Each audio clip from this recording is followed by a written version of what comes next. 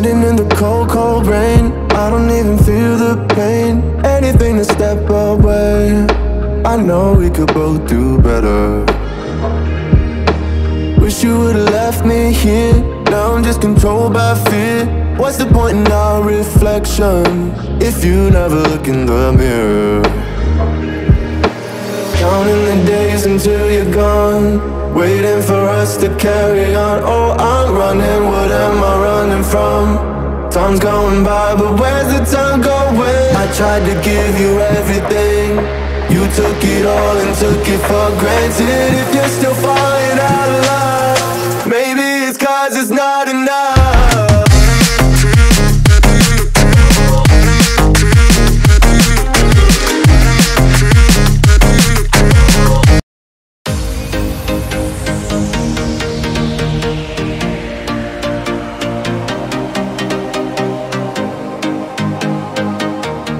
Warahmatullahi wabarakatuh.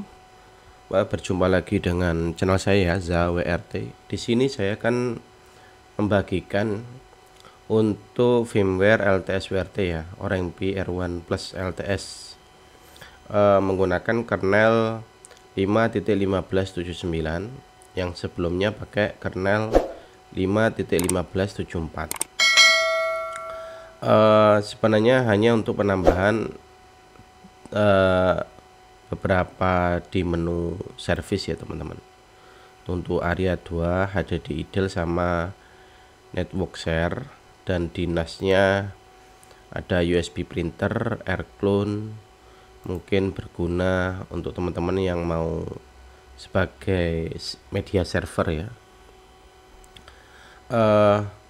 Untuk menu-menu di status ya, itu hanya network monitor ya, network monitor seperti biasa. Terus di status lagi ada menu load balancing untuk pengguna load balancing ya, dan AdQuad Home bagi yang nanti AdQuad Home-nya diaktifkan. Bandwidth HD juga kita tidak lupa menambahkan, karena di sini memakai lokal LAN-nya 10.1, jadi kita memakai LAN 10.1 ya, 10.0. Nanti untuk settingnya bisa langsung ke network, masuk ke bandwidth HD. Nanti kalau teman-teman merubah LAN-nya, jangan lupa subnet lokalnya ini diganti juga. Selanjutnya di AdQuad Home, karena di sini defaultnya disable, nanti untuk teman-teman untuk enable-nya ya, ini saya kasih tutorial sekalian. Cara enable-nya nanti tinggal di enable ya, di enable kan begini. Habis itu di save apply, karena sudah saya setting ya.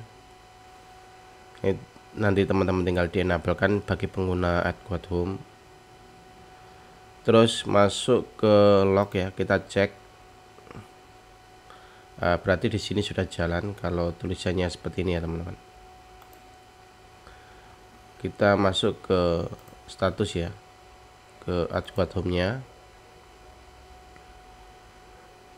Nanti akan tampil ini untuk username dan passwordnya, yaitu root, passwordnya juga root.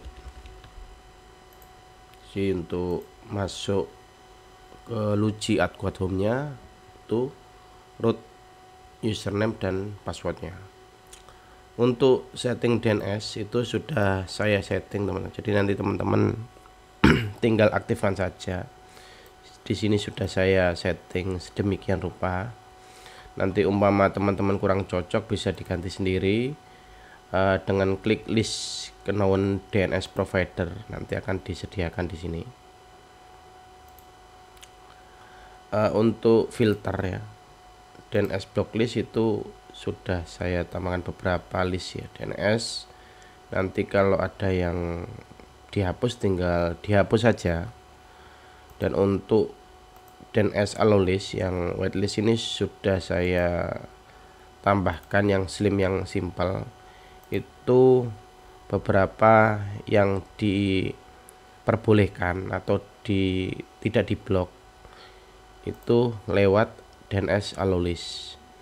Sedangkan untuk customnya kita beberapa pakai yang Google Syndication untuk teman-teman yang SSH kitnya atau fast SSH terblokir karena iklan. Jadi nanti teman-teman tinggal bisa buka ya. Nah, di sini iklan tetap terblokir, namun tetap masih bisa membuka webnya ya. Selanjutnya nanti untuk bagaimana cara untuk setting pengguna OpenClass yang dihubungkan dengan AdGuard Home. Maksudnya yang pertama kita masuk ke AdGuard Home dulu. Di sini wajib upstream ya. Dan emasku upstream server wajib. Setelah itu masuk ke OpenClass, ke global setting ya, ke global setting, ke DNS setting. Jadi yang perlu teman-teman perhatikan, pertama custom DNS setting ini wajib dicentang, sedangkan untuk redirect ini dihilangkan. Jadi yang dicentang tuh custom DNS setting, DNS remote, dan append upstream DNS. Sedangkan append default DNS-nya ini dimatikan agar DNS bawaan provider tidak ikut masuk. Di sini saya disable DNS cache agar setiap kita disable enable OpenClass itu cache yang masih tersisa, masih tertinggal itu tidak terbaca lagi untuk DNS-nya. Jadi dia langsung bersih untuk mendapatkan DNS yang baru. Nanti untuk name server ini itu nanti teman-teman bisa isikan ya. Bisa isikan seperti ini karena jadi bisa isikan sama kayak punya AdGuard Home ya. Jadi di sini kan ada AdGuard Home-nya, samakan DNS-nya seperti ini. Jadi kalau di sini pakai Google ya 888 ya, ketik 888, di sini 884 111, ini DNS kuat 99. Nah, karena di sini UDP-nya sudah terisi semua, nanti dicentang. Untuk HTTPS-nya itu ngikut di AdGuard-nya. Jadi kalau di sini HTTPS-nya DNS Google, kita copy dari sini ya teman-teman. Copy, kita masukkan di sini. Nah, ini tetap milik ke HTTPS. Kenapa tidak TLS? Karena di sini tulisannya HTTPS. Untuk sedangkan yang TLS ya, kita copy contoh di sini ya. TLS ya, DNS Google, kita kasih port 853 ya, DNS server portnya. Di sini disesuaikan TLS karena di sini TLS. Jadi sesuaikan yang ada di AdGuard Home-nya. Untuk settingan OpenClass hanya seperti itu teman-teman. Untuk operation mode nanti teman-teman bisa menyesuaikan, bisa pakai Redirhost Tune mode ya, atau Mic Tune mode. Ininya dihilangkan kalau ada only intranet allowed, hilangkan. Nanti bisa menggunakan bypass gateway compatible ya, bisa menggunakan ini atau tidak menggunakan ini bisa. Untuk selain settingan ini atau di meta setting nanti sesuaikan saja dengan config atau settingan teman-teman yang sesuai. Jadi tidak harus sesuai banget. Untuk di menu service ya, di OpenWrt LTS ini itu saya tambahkan pertama password bagi pengguna teman-teman yang selain OpenClass ya. Jadi menu open class. Jadi selain menu open class, jadi teman-teman nanti kalau ada beberapa update mungkin ya, menu update bisa di app update di sini ya teman-teman. Di sini karena Trojan Go-nya belum saya update, nanti teman-teman kalau pakai Trojan Go tinggal diupdate saja. Untuk menu bypass itu sama kayak password, tapi dia simpelnya ya teman-teman. Dia lebih simpel.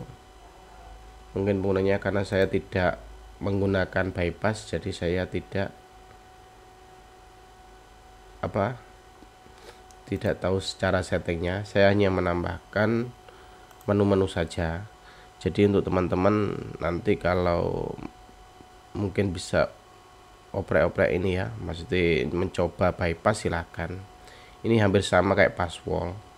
Untuk Shadowshock ya, Shadowshock sama halnya kayak bypass dan password dan open class. Di sini ada Ariato ya. Ini mungkin ini teman-teman sebagai platform multi server. Saya tambahkan HDD idle, mungkin menambahkan hard disk ya. Nanti teman-teman bisa setting di sini. Untuk network share-nya bisa nanti mana yang di share lewat LAN-nya ataupun lewat beberapa interface yang perlu di share ya. Untuk NAS-nya juga ini untuk yang bisa ngeprint dari lewat PC, lewat OpenWRT maksud saya, itu bisa. Untuk menu interface itu ya seperti halnya sebelumnya ya, saya hanya menambahkan healing, terus mode manager, tethering one. Jadi untuk teman-teman yang tidak suka mode manager bisa pakai mode lain, bisa pakai MBIM saja untuk pengguna DW atau NCM untuk pengguna L860 atau KMI seluler untuk pengguna LT4220. Tapi teman-teman kalau tidak suka pakai mode manager bisa pakai mode yang tadi. Selanjutnya untuk menu load balancing bisa settingnya di network ya teman-teman, di load balancing. Nanti di sini tinggal teman-teman setting sendiri ya. Nanti banyak caranya untuk di YouTube yang lain untuk cara setting load balancing. Untuk Eko sendiri ini untuk teman-teman untuk membatasi bandwidth ya. Di sini untuk server utamanya saya share 10.000 Mbps, maksudnya lebih dari 100 Mbps ya. Nanti kalau untuk limitnya di bawah di add sini. Untuk VPN hanya penambahan zero tier ya, zero tier dan Open VPN bagi teman-teman yang mencoba pakai Open VPN, karena Open VPN itu pada saat zamannya Dr. Fuad ya memakai Open VPN, mungkin sekarang sudah punah barangkali. Untuk sebagai direct aja bisa memakai Open VPN. Oke, hanya itu saja yang saya bisa jelaskan. Selamat mencoba. Jadi untuk teman-teman yang sudah stable tidak perlu harus install ulang, hanya ini untuk update kernel saja dan optimasi untuk bootnya saja. Jangan lupa subscribe, like, dan komen, dan ikuti terus channel saya. Sampai jumpa.